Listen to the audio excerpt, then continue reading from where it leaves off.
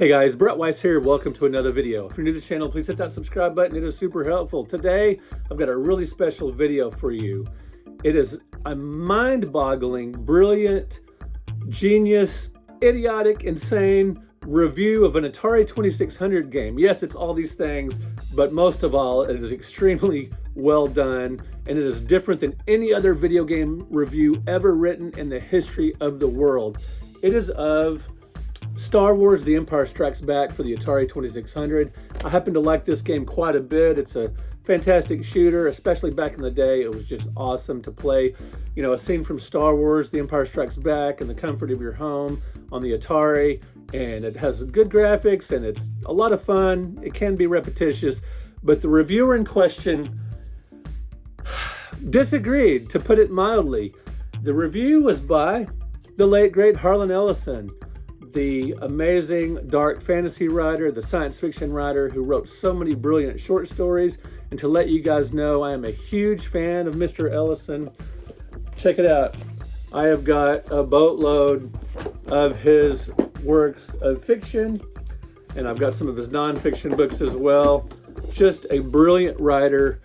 His work is amazing, and it's been a huge influence on me. As a matter of fact, my book, The Arcade and Other Strange Tales, I have a story in here that is a parody of his most famous short story, I Have No Mouth and I Must Scream. Now, Harlan Ellison wrote incredibly influential, trailblazing work. He also wrote scripts for TV shows like Outer Limits and Star Trek. Anyway, Harlan Ellison rubbed a lot of people the wrong way. He could be very acerbic, very egotistical, but he was also very much a fierce proponent of, you know, freedom of speech and brilliance in storytelling and excellence in writing.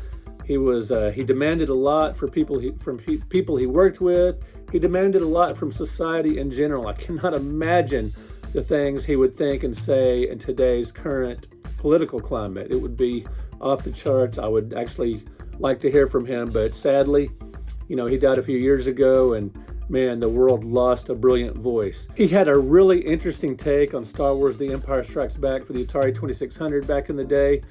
Back in October of 1983, he wrote a review of this game without ever having played a video game before, and he had an absolutely fascinating take on the game. So let's get to it.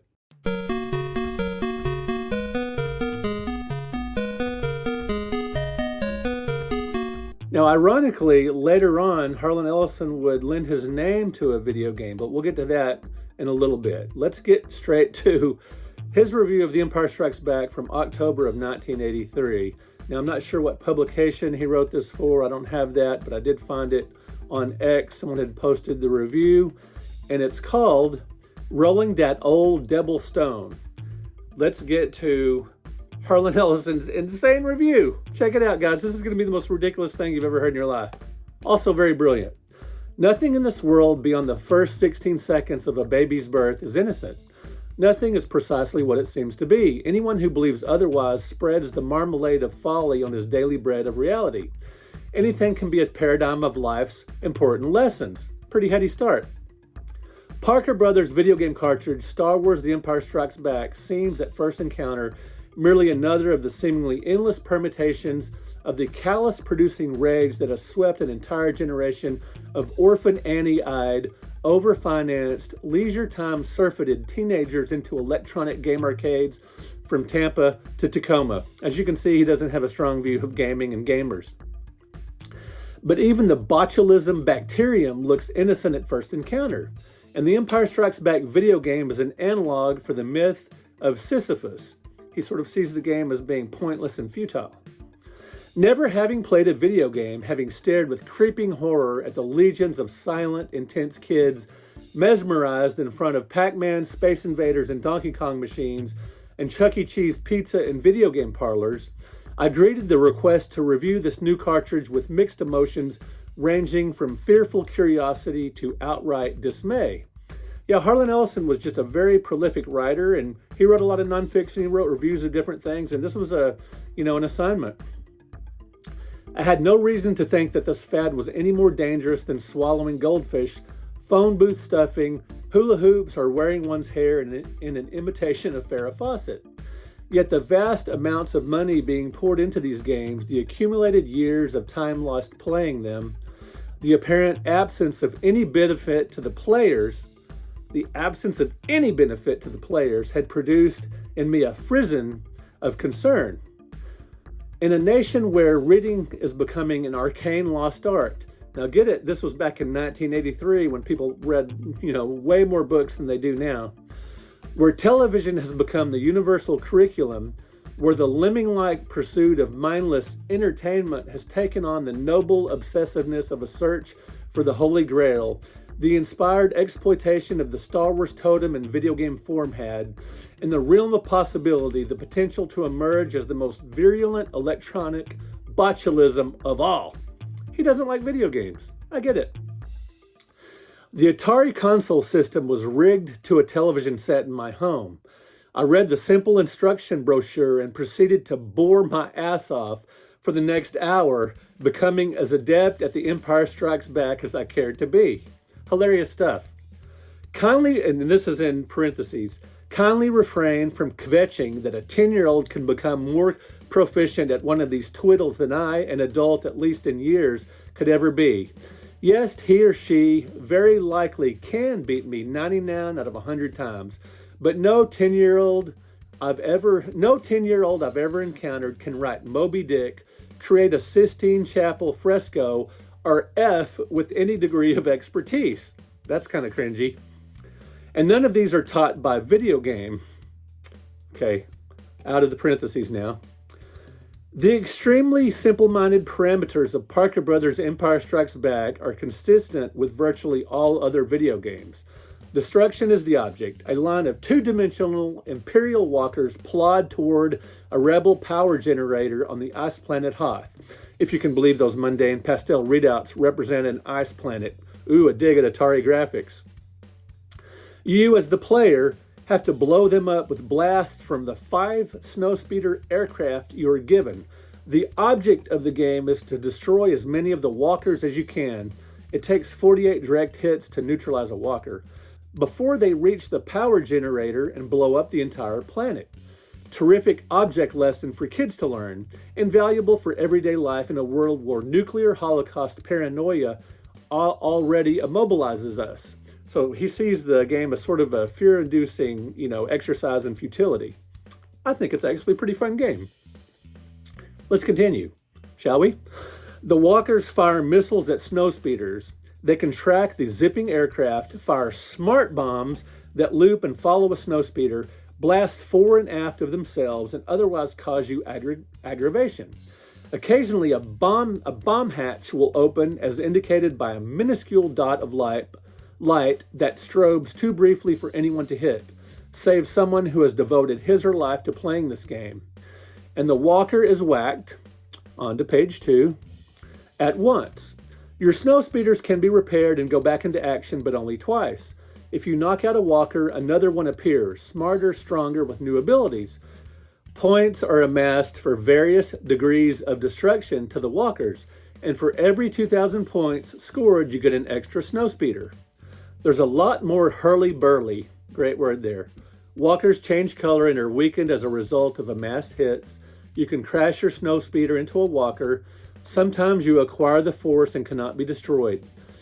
32 variations of 1- and 2-player games. But here's the bottom line, quoted directly from the rules brochure. Not instruction manual, rules brochure. End of the game. The game ends when the lead Imperial Walker reaches the power generator, or when the last of your snowspeeders is destroyed. In other words, you cannot win. The game ends when you lose. It may take you 10 or 15 years. The level of your expertise may grow to be so elevated that the game will have to be concluded by your grandchildren. But you cannot win. In classical Greek mythology, we find the familiar legend of Sisyphus, founder and king of Corinth, who, because of his avarice and fraudulence, was condemned to the lower world, eternally to roll a great stone to the top of a steep hill, whence it always rolled down to the bottom again. This ghastly punishment, perceived through the ages as a paradigm for the worst eternal fate that could be visited on an errant mortal, is spoken of thus in Webster's Dictionary of Proper Names. Hence, a Sisyphean task, an unending task on which immense energy is expended with little to show for it. Hence, playing Parker Brothers' The Empire Strikes Back video game, an unending task on which immense energy and great gobs of money are expended with little to show for it. So, continue here in a second. Obviously, Harlan Ellison used a lot of fancy words and terminology to say that The Empire Strikes Back for the Atari 2600 is a complete waste of time, a complete futility, a ridiculous waste of money, and he totally doesn't get that it can be a way to blow off steam, that it's fun to beat your own high score, that it's just a cool experience and a lot of fun, but he doesn't feel that way, and we shall continue. To be played by urchins incapable of reading a book, I can read a book, parsing a sentence, thinking an original thought, rationalized as valuable in establishing eye-hand coordination, even if it's a coordination so specialized it won't help you sink an 8-ball in the hip pocket, costing with its cheap and sluggish joystick console enough to buy a good set of the collected works of Mark Twain. Fostering a solitude of activity that separates the player even more from the real world. This latest icon of the imbecile industry is a pointless, time-wasting enterprise that can install only one dreadful life lesson in those of a youthful intelligence who play it. And the lesson is the lesson of Sisyphus. You cannot win. You can only waste your life struggling and struggling, getting as good as you can be, with no hope of triumph. As one with governments and power, the chief reason for existence of this game is to stay in power, to keep you playing, over and over and over, rolling that great rock up the hill, killing walkers only to have the rock roll down on you again, only to have faster, cleverer, more destructive walkers come to life on the screen. And you play, and in the twilight you find the cobwebs have smothered your imagination. Your leg has gone to sleep, your money is gone, your friends have grown up and achieved immortality and died, and you're all alone there in the gloaming with the radiant screen and its two-dimensional electronic death machines, firing, lumbering, making no progress, winning no awards, enriching life not one whit. But does it really matter? Clearly not, because life, as viewed by this and other video game body snatchers, is a pitiless congeries of rocks being rolled up a steep hill only to fall back. This is the lesson one learns from Parker Brothers and their shamelessly exploitive little toy. This is really pretty hilarious. Unless one has the presence of self to become rapidly bored. I hate to admit it, guys, but I spent a lot of time on this game. What a hell of a recommendation. The best one can hope for is that one yawns before one's soul is snatched. This is great. It's a very honest, very acerbic, very just really, wow. Harlan Ellison in the social media age, he would make a great, not really a troll, because he's giving his honest opinion here, and he's not just saying stuff to out of hate or just to cut people down. I can see that he really put a lot of thought and time into talking about how video games like this are a pointless waste of time and that are just hitting your head against the wall, a Sisyphean task, if you will, pointless. But I love these kinds of games, these Twitch games, these games that are all about beating your own high score, the games that you're inevitably going to lose. Some of my favorite games of all time, like Mr. Do and Dig Dug and Asteroids and Space Invaders and Robotron, you are definitely going to lose. You are definitely going to not, reach the end or have some great victory. You're just going to try to beat your high score. Yes, there are some pleasures like getting to the top of the screen or beating a wave of enemies, but ultimately it's futile as far as trying to win. Perhaps Mr. Ellison would like more adventure-based games. As a matter of fact, he did lend his name to I Have No Mouth and I Must Scream, the computer game. And you can even read his short story of the same name in this book, which is pretty cool. I have the strategy guide here. I don't actually have the game and I've never played it, but I found this for a couple of bucks at a half-price books warehouse sale. I snatched it up, and it's got some interesting stuff in here. And Yeah, so apparently he doesn't think all video games are a ridiculous waste of time. The ones that are story-driven, cinematic, that have an ending, a satisfying ending, where the game actually, you can emerge victorious and, be fully satisfied that way. Apparently those games are no problem, but these mindless ones that are just shooting or whatever, he's not a fan, and he puts it in an extremely intelligent and eloquent way. Let me know in the comments what you thought of this review, and I will post a link to this review. Maybe. No, I will. I'll post a link to this review on the description here. So far, all I know of is this post on X, but I would love to get the original publication that this appeared in. Really fascinating stuff. He might have it reprinted in his book, Harlan Ellison's Watching, and that may be the first time I ever read that, but I don't have a copy of Watching on me. But anyway, Harlan Ellison's review of Star Wars The Empire Strikes Back. I know you guys are going to have a lot of hot sports opinions about this, so let me know in the comments what you think of this.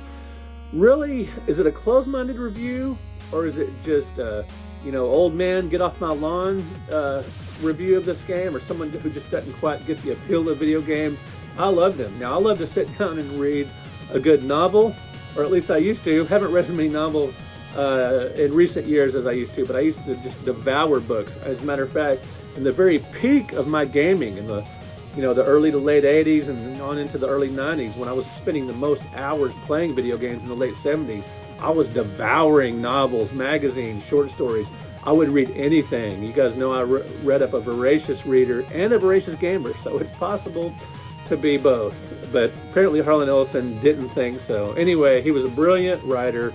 He left an incredible legacy, short stories primarily, but also scripts and a lot of other things. Now, I'm going to go to my Patreon page and let my patrons know the crazy story that I had of meeting Harlan Ellison in the early 90s. A lot of you guys know that he could be a very divisive figure and really interesting to talk to. And let's just say he called the city I live in an a-hole. But we did make some trades. When I owned a comic book store, we made a couple of trades for his books for some merchandise we had. So anyway, I will fill my patrons in on that. Thank you guys so much for watching. Thank you for liking. Thank you for subscribing to the channel. I will talk to you in another video. Stay in touch, guys, and be sure to comment. Talk to you later. If you're a fan of my work, you might want to consider supporting me on Patreon. For just a low fee each month, you get a lot of extra content. Another way to support the channel and my writing career is to buy books direct from me, including the 100 Greatest Console Video Games, the Classic Home Video Games series. It's like an encyclopedia set.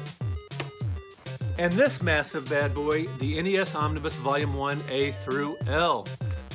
I will put links in the description of this video where you can buy books direct from me and where you can support me on Patreon. Thank you guys so much. I really appreciate it.